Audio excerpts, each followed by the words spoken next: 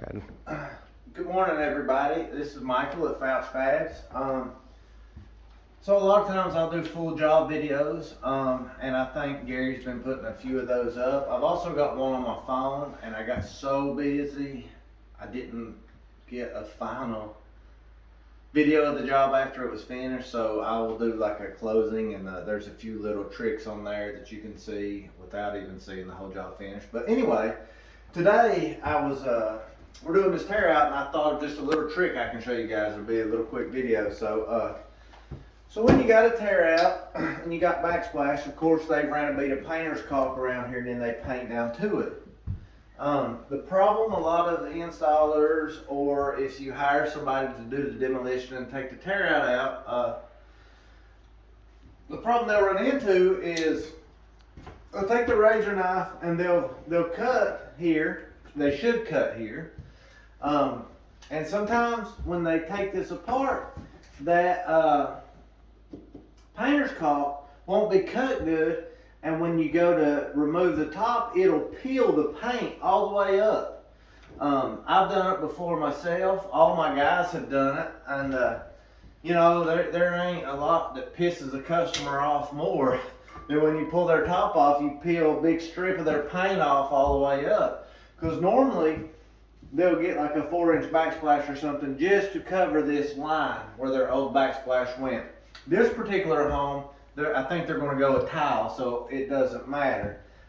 So what I had always told my guys is to take your razor knife and you want to cut and make sure that you cut all the way through.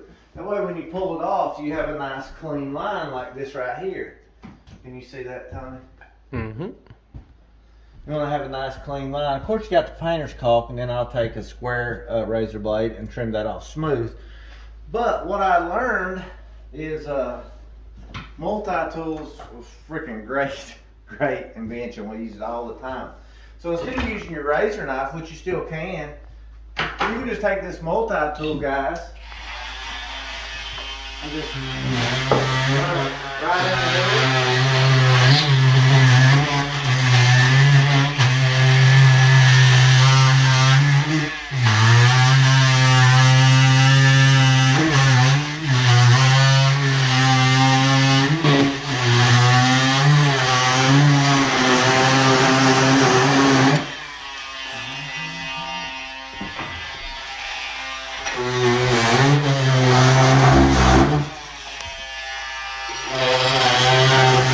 And I'm not cutting the wall, guys.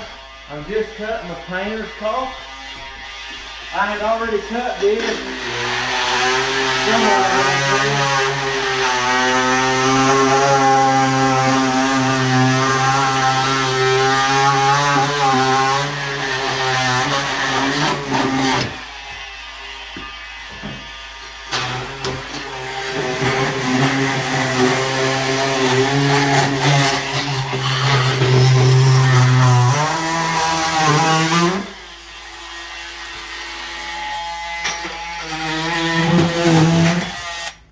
But as you can see, it's a lot faster and it's a lot less effort, and you're a lot more likely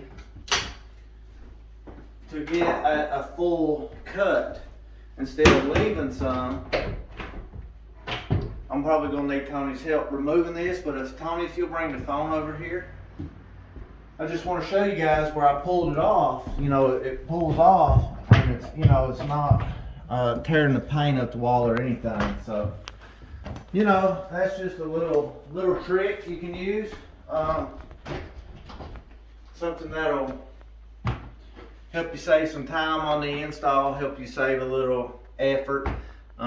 Sometimes you run into things you're not expecting on the install, and you usually run into more time and more problems than you ever expect. So if there's a little trick or something that you can use to save yourself some time and effort, I want to share it with you guys and allow you guys to take advantage of that. So thanks for watching, guys. I appreciate it. If you will share this and subscribe, it'll really help me out.